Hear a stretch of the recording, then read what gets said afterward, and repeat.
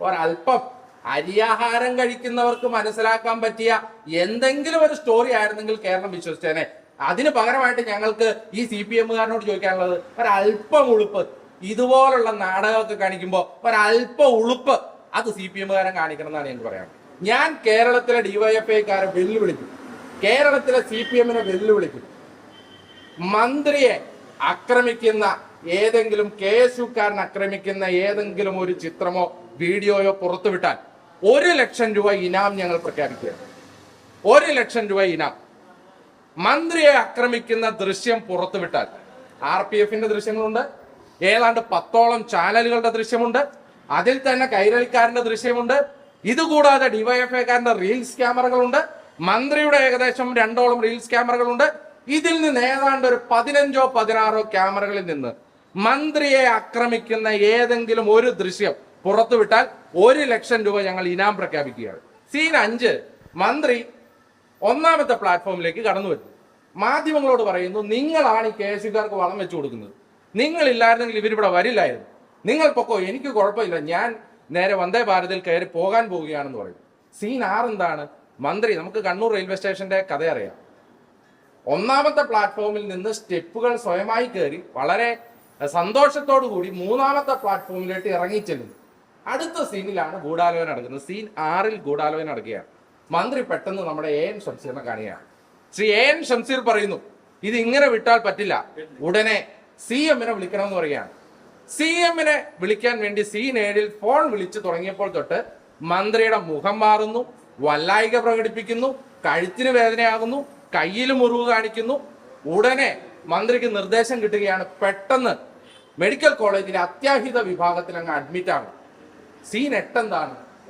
ഒരു എന്താ പറയുന്നത്, സഹപ്രവർത്തകയായിട്ടുള്ള മന്ത്രി, ആ മന്ത്രിയെ അത്യാഹിത വിഭാഗത്തിൽ ആംബുലൻസിൽ കയറ്റിവിട്ട് ശ്രീ ഷംസീർ വന്ദേ ഭാരതിൽ യാത്ര പോവുകയാണ്. പ്രിയപ്പെട്ടവരെ, ഇതിൽ നിന്ന് നമുക്ക് എന്താണ് മനസ്സിലാവുന്നത്? അത് നാടകമേ ഉലകം എന്നുള്ളതല്ലാതെ മറ്റൊന്നും മനസ്സിലാവുന്നില്ല. ബഹുമാനപ്പെട്ട മന്ത്രിയോട് ഞാൻ പറയാൻ ആഗ്രഹിക്കുകയാണ്, ദിവ്യയുടെയും നവീൻ ബാബുവിന്റെ ഒക്കെ കേസുള്ള സ്ഥലമാണ്. CPM എന്തു വേണമെങ്കിലും ഈ തെരഞ്ഞെടുപ്പിന് മുമ്പ് കാണിക്കാൻ സാധ്യത ഉണ്ട്. അതുകൊണ്ട് BP കൂടുതലാണ്, അല്ലെങ്കിൽ ഗുരുതര അവസ്ഥയിലേക്ക് മാറ്റി എന്നൊക്കെ പറയുമ്പോൾ ഇത് താങ്കൾ തന്നെ ഭരിക്കുന്ന മെഡിക്കൽ കോളേജ് ആണ് എന്നുള്ള ബോധ്യം താങ്കളുടെ ഉള്ളിലുണ്ടാകണം. പെട്ടെന്ന് തന്നെ ഈ നാടകം നിർത്തി പുറത്തു വരണം എന്നുള്ള ഒരു അഭ്യർത്ഥന മാത്രമാണ് ഞങ്ങൾക്ക് തരാനുള്ളത്. നമസ്കാരം. കേരളത്തിലെ സദാചാര വിശുദ്ധരായ CPM-കാരെ, DYFI-കാരെ, SFI പ്രവർത്തകരെ, നിങ്ങളെ ഞാൻ വെല്ലുവിളിക്കുന്നു. ഞാൻ എന്ന് പറഞ്ഞാൽ ക്രൈം ഓൺലൈൻ ന്യൂസിന്റെ പ്രവർത്തകരാരും തന്നെയല്ല, യൂത്ത് കോൺഗ്രസ് നേതാവായ അബിൻ വർക്കിയാണ് ഇത്തരത്തിൽ പറഞ്ഞത്.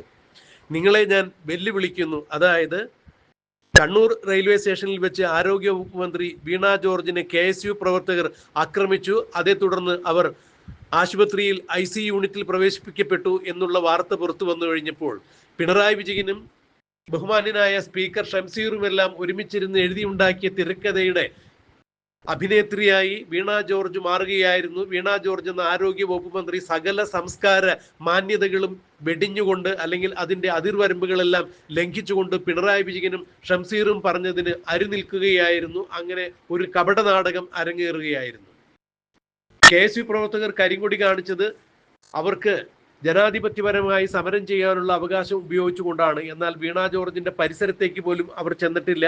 അവർ മുദ്രാവാക്യം വിളിച്ച് കരിങ്കൊടി ഉയർത്തിയപ്പോൾ തന്നെ പോലീസുകാർ, വീണ ജോർജ് എന്ന മന്ത്രിയുടെ പോലീസുകാർ, സുരക്ഷാ ഉദ്യോഗസ്ഥന്മാർ അവരെ നീക്കം ചെയ്യുന്ന കാഴ്ചയാണ് കണ്ടത്. പിന്നെ ആരാണ് വീണ ജോർജിന്റെ കഴുത്ത് പിടലി അടിച്ചു ഉളുക്കിയത് എന്നാണ് അബിൻ വർക്കി ചോദിച്ചത്. അബിൻ വർക്കി ഇപ്പോൾ CPM പ്രവർത്തകരെയും DYFI പ്രവർത്തകരെയും SFI പ്രവർത്തകരെയും വെല്ലുവിളിച്ചത്, അതായത് മുഖ്യമന്ത്രി പിണറായി വിജയൻ അടക്കമുള്ള CPM-ന്റെ സമുന്നതരായ നേതാക്കളെ അബിൻ വർക്കി വെല്ലുവിളിക്കുന്നു. വീണ ജോർജ് കണ്ണൂർ റെയിൽവേ സ്റ്റേഷനിൽ വെച്ച് ഇന്നലെ KSU പ്രവർത്തകരുടെ ഒരു അക്രമത്തിൽ അവർക്ക് പരിക്കേറ്റിട്ടുണ്ടെങ്കിൽ അതിന്റെ ഏതെങ്കിലും ഒരു വീഡിയോ ദൃശ്യം നിങ്ങൾ പുറത്തുവിടുകയാണെങ്കിൽ 1 ലക്ഷം രൂപ ആ നിമിഷം നിങ്ങൾക്ക് കൈമാറും എന്നാണ് അബിൻ വർക്കി പറഞ്ഞത്.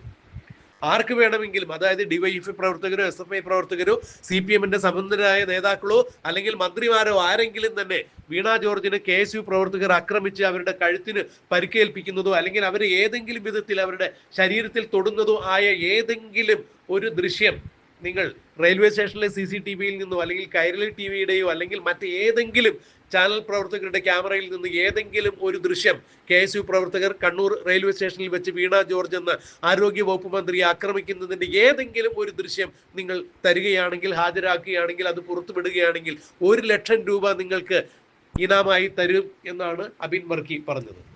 അങ്ങനെ ഒരു സംഭവം തന്നെയില്ല.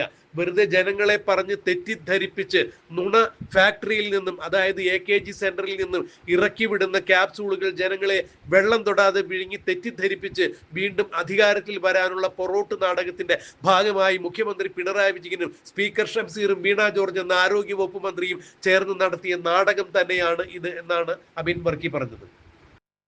2026 തെരഞ്ഞെടുപ്പിൽ ഒരു കാരണവശാലും ജനങ്ങളെ അഭിമുഖീകരിക്കാൻ സാധിക്കില്ല എന്ന് മനസ്സിലാക്കിയപ്പോൾ ഇനിയും വോട്ട് ചോദിച്ച് സഖാക്കൾ ജനങ്ങളുടെ മുന്നിലെത്തിയാൽ അവർ ചാണകത്തിൽ മുക്കിയ ചൂലെടുത്ത് അടിക്കും എന്നുള്ള ഒരു ധാരണയുള്ളതിനാൽ ശബരിമല സ്വർണ്ണക്കൊള്ള ഉൾപ്പെടെയുള്ള എല്ലാ വിഷയങ്ങളിലും തരിപ്പണമായിരിക്കുന്ന സർക്കാർ ആരോഗ്യ മേഖല അമ്പേ പരാജയപ്പെട്ടിരിക്കുന്നു.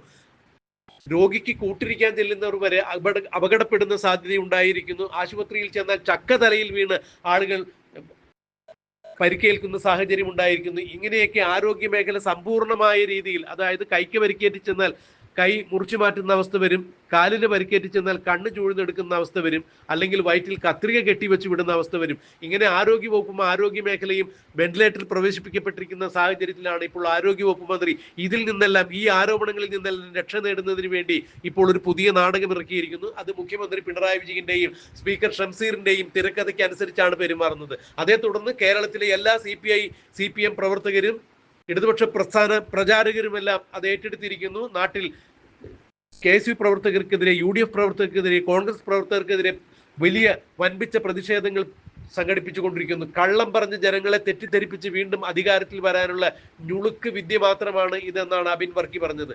അതുകൊണ്ട് തന്നെ മുഖ്യമന്ത്രി അടക്കമുള്ള CPM-ന്റെ സമുന്നതരായ നേതാക്കളെ ഞാൻ വെല്ലുവിളിക്കുന്നു എന്നാണ് അബിൻ വർക്കി പറഞ്ഞത്.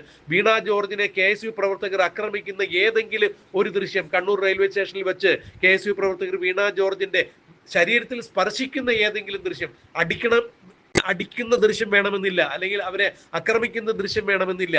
ഏതെങ്കിലും KSU പ്രവർത്തകർ അവരുടെ സമീപത്തെത്തി അവരെ സ്പർശിക്കുന്നത് ഏതെങ്കിലും ഒരു രംഗം നിങ്ങൾ പുറത്തുവിടുകയാണെങ്കിൽ, കാണിക്കുകയാണെങ്കിൽ, അത് ശരിയായ യഥാർത്ഥമായ ദൃശ്യങ്ങളാണെങ്കിൽ തീർച്ചയായും നിങ്ങൾക്ക് 1 ലക്ഷം രൂപ ഇനാം നൽകും എന്നാണ് അബിൻ വർക്കി പറഞ്ഞത്. ഇത്രയും നെറികെട്ട രാഷ്ട്രീയ നാടകം കളിച്ച് വീണ്ടും ജനങ്ങളെ തെറ്റിദ്ധരിപ്പിച്ച് അധികാരത്തിൽ വരാനുള്ള പിണറായി വിജയന്റെ മുഖമടച്ച് തന്നെയാണ് അബിൻ വർക്കി അടിച്ചിരിക്കുന്നത്. വീണ ജോർജിനെയല്ല KSU പ്രവർത്തകർ അടിച്ചു വീഴ്ത്തിയിരിക്കുന്നത്, ഇപ്പോൾ മുഖ്യമന്ത്രിയെയാണ്. മുഖ്യമന്ത്രിയുടെ നെറികേടിന്റെ മുഖത്താണ് KSU പ്രവർത്തകർ ഉൾപ്പെടെയുള്ള കേരളത്തിലെ ആബാലവൃദ്ധ ജനങ്ങളും അടിച്ചു വീഴ്ത്തിയിരിക്കുന്നത് എന്നാണ് അബിൻ വർക്കിയുടെ വാക്കുകളിൽ അബിൻ വർക്കി പറയാതെ പറഞ്ഞു വയ്ക്കുന്നത്. അബിൻ വർക്കി വർദ്ധിച്ച രോഷത്തോടുകൂടി മുഖ്യമന്ത്രിക്കെതിരെയും മുഖ്യമന്ത്രി പ്രചരിപ്പിച്ച കള്ളത്തിനെതിരെയും ആരോഗ്യവകുപ്പ് മന്ത്രി ICU-യിൽ കിടന്ന് കളിക്കുന്ന നാടകത്തിനെതിരെയും പ്രതികരിച്ചുകൊണ്ട് മാധ്യമങ്ങൾക്ക് നൽകിയ അഭിമുഖത്തിന്റെ പ്രസക്ത ഭാഗങ്ങൾ നമുക്കൊന്ന് കാണാം. സീൻ 5 മന്ത്രി 1ാമത്തെ പ്ലാറ്റ്ഫോമിലേക്ക് കടന്നു വരുന്നു. മാധ്യമങ്ങളോട് പറയുന്നു, നിങ്ങളാണ് ഈ KSU-കാർക്ക് വളം വെച്ചു കൊടുക്കുന്നത്, നിങ്ങളില്ലായിരുന്നെങ്കിൽ ഇവരിവിടെ വരില്ലായിരുന്നു, നിങ്ങൾ പൊക്കോ, എനിക്ക് കുഴപ്പമില്ല, ഞാൻ നേരെ വന്ദേ ഭാരതിൽ കയറി പോകാൻ പോവുകയാണെന്ന് പറയും. സീൻ 6 എന്താണ്? മന്ത്രി, നമുക്ക് കണ്ണൂർ റെയിൽവേ സ്റ്റേഷന്റെ കഥ അറിയാം. 1ാമത്തെ പ്ലാറ്റ്ഫോമിൽ നിന്ന് സ്റ്റെപ്പുകൾ സ്വയമായി കയറി വളരെ സന്തോഷത്തോടു കൂടി 3ാമത്തെ പ്ലാറ്റ്ഫോമിലേക്ക് ഇറങ്ങിച്ചെല്ലുന്നു. അടുത്ത സീനിലാണ് ഗൂഢാലോചന നടക്കുന്നത്. സീൻ 6 ഗൂഢാലോചന നടക്കുകയാണ്. മന്ത്രി പെട്ടെന്ന് നമ്മുടെ AN ഷംസീറിനെ കാണുകയാണ്. ശ്രീ AN ഷംസീർ പറയുന്നു, ഇത് ഇങ്ങനെ വിട്ടാൽ പറ്റില്ല, ഉടനെ CM-നെ വിളിക്കണമെന്ന് പറയുകയാണ്. CM-നെ വിളിക്കാൻ വേണ്ടി സീൻ 7 ഫോൺ വിളിച്ചു തുടങ്ങിയപ്പോൾ തൊട്ട് മന്ത്രിയുടെ മുഖം മാറുന്നു, വല്ലായിക പ്രകടിപ്പിക്കുന്നു, കഴുത്തിന് വേദനയാകുന്നു, കയ്യിൽ മുറിവ് കാണിക്കുന്നു. ഉടനെ മന്ത്രിക്ക് നിർദ്ദേശം കിട്ടുകയാണ്, പെട്ടെന്ന് മെഡിക്കൽ കോളേജിലെ അത്യാഹിത വിഭാഗത്തിൽ അങ്ങ് അഡ്മിറ്റ് ആകും. സീൻ 8 എന്താണ്? ഒരു സഹപ്രവർത്തകയായിട്ടുള്ള മന്ത്രി, ആ മന്ത്രിയെ അത്യാഹിത വിഭാഗത്തിൽ ആംബുലൻസിൽ കയറ്റിവിട്ട് ശ്രീ ഷംസീർ വന്ദേ ഭാരതിൽ യാത്ര പോവുകയാണ്. പ്രിയപ്പെട്ടവരെ, ഇതിൽ നിന്ന് നമുക്ക് എന്താണ് മനസ്സിലാവുന്നത്? അത് നാടകമേ ഉലകം എന്നുള്ളതല്ലാതെ മറ്റൊന്നും മനസ്സിലാവുന്നില്ല. ഞാൻ കേരളത്തിലെ DYFI-ക്കാരെ വെല്ലുവിളിക്കും, കേരളത്തിലെ CPM-നെ വെല്ലുവിളിക്കും. മന്ത്രിയെ ആക്രമിക്കുന്ന ഏതെങ്കിലും KSU-കാരൻ ആക്രമിക്കുന്ന ഏതെങ്കിലും ഒരു ചിത്രമോ വീഡിയോയോ പുറത്തുവിട്ടാൽ 1 ലക്ഷം രൂപ ഇനാം ഞങ്ങൾ പ്രഖ്യാപിക്കുക. 1 ലക്ഷം രൂപ ഇനാം. മന്ത്രിയെ ആക്രമിക്കുന്ന ദൃശ്യം പുറത്തുവിട്ടാൽ RPF ദൃശ്യങ്ങളുണ്ട്, ഏതാണ്ട് 10ഓളം ചാനലുകളുടെ ദൃശ്യമുണ്ട്, അതിൽ തന്നെ കൈരളിക്കാരന്റെ ദൃശ്യമുണ്ട്. ഇതുകൂടാതെ ഡിവൈഎഫ്ഐക്കാരന്റെ റീൽസ് ക്യാമറകളുണ്ട്, മന്ത്രിയുടെ ഏകദേശം 2ഓളം റീൽസ് ക്യാമറകളുണ്ട്. ഇതിൽ നിന്ന് ഏതാണ്ട് ഒരു 15ഓ 16ഓ ക്യാമറകളിൽ നിന്ന് മന്ത്രിയെ ആക്രമിക്കുന്ന ഏതെങ്കിലും ഒരു ദൃശ്യം പുറത്തുവിട്ടാൽ 1 ലക്ഷം രൂപ ഞങ്ങൾ ഇനാം പ്രഖ്യാപിക്കുകയാണ്. അത് ഇതേവരെ പുറത്തുവിടാൻ കേരളത്തിലെ CPM-നോ ഡിവൈഎഫ്ഐക്കോ സാധിച്ചിട്ടില്ല. അപ്പൊ ഇതിന്റെ അർത്ഥം എന്താണ്? ഇതിന്റെ അർത്ഥം കേരളത്തിന്റെ മുന്നിൽ അപഹാസ്യയായിരിക്കുന്ന മന്ത്രിയെ ആരോഗ്യ വകുപ്പിനെ രക്ഷിക്കാൻ വേണ്ടി നടത്തുന്ന ഒരു നാടകം മാത്രമാണ്. അതുകൊണ്ടാണ് ഞങ്ങൾ പറയുന്നത് ആ നാടകം കേരള ജനതയ്ക്ക് മുമ്പിൽ പൊളിഞ്ഞ് വീണ് പാളിസായിട്ടുണ്ട് എന്ന് ഞങ്ങൾ വ്യസന സമേതം അറിയിക്കുകയാണ്. ആരോഗ്യമന്ത്രി ഇനി എന്തൊക്കെ നാടകം കളിച്ചാലും, ഞാൻ പ്രത്യേകം പറയുകയാണ്, മെഡിക്കൽ കോളേജാണ്. കാരണം കൈക്ക് പരിക്കേറ്റവർ ചികിത്സിക്കാൻ ചെന്നപ്പോൾ നാക്കിന് സർജറി ചെയ്ത മെഡിക്കൽ കോളേജാണ്. കൈ ഒടിഞ്ഞു എന്ന് പറഞ്ഞപ്പോൾ കൈയിൽ സർജറി നടത്തിയപ്പോൾ വളഞ്ഞു പോയ ആശുപത്രിയുള്ള സ്ഥലമാണ്. ഒരു ചെറിയ രോഗത്തിന് ചെന്നപ്പോൾ കണ്ണിന് കാഴ്ച നഷ്ടപ്പെട്ട സ്ഥലമാണ് ഈ മെഡിക്കൽ കോളേജിൽ. അതുകൊണ്ട് ബഹുമാനപ്പെട്ട മന്ത്രിയോട് ഞാൻ പറയാൻ ആഗ്രഹിക്കുകയാണ്, ദിവ്യയുടെയും നവീൻ ബാബുവിന്റെ ഒക്കെ കേസുള്ള സ്ഥലമാണ്. CPM എന്തു വേണമെങ്കിലും ഈ തെരഞ്ഞെടുപ്പിന് മുമ്പ് കാണിക്കാൻ സാധ്യത ഉണ്ട്. അതുകൊണ്ട് BP കൂടുതലാണ് അല്ലെങ്കിൽ ഗുരുതര അവസ്ഥയിലേക്ക് മാറ്റി എന്നൊക്കെ പറയുമ്പോൾ ഇത് താങ്കൾ തന്നെ ഭരിക്കുന്ന മെഡിക്കൽ കോളേജ് ആണ് എന്നുള്ള ബോധ്യം താങ്കളുടെ ഉള്ളിലുണ്ടാകണം. പെട്ടെന്ന് തന്നെ ഈ നാടകം നിർത്തി പുറത്തു വരണം എന്നുള്ള ഒരു അഭ്യർത്ഥന മാത്രമാണ് ഞങ്ങൾക്ക് തരാനുള്ളത്. ഈ വിഷയം മുഴുവൻ സർക്കാരിന്റെ കെടുകാര്യസ്ഥതയും ഭരണവിരുദ്ധതയും മറച്ചുവെക്കാൻ നടത്തിയ നാടകമാണ്. രാഹുൽ ഗാന്ധിയുടെ പരിപാടിയെ മൂടിവെക്കാൻ വേണ്ടി നടത്തിയ നാടകമാണ് എന്ന് ഉത്തരവാദിത്വത്തോടു കൂടി യൂത്ത് കോൺഗ്രസ് പറയുക.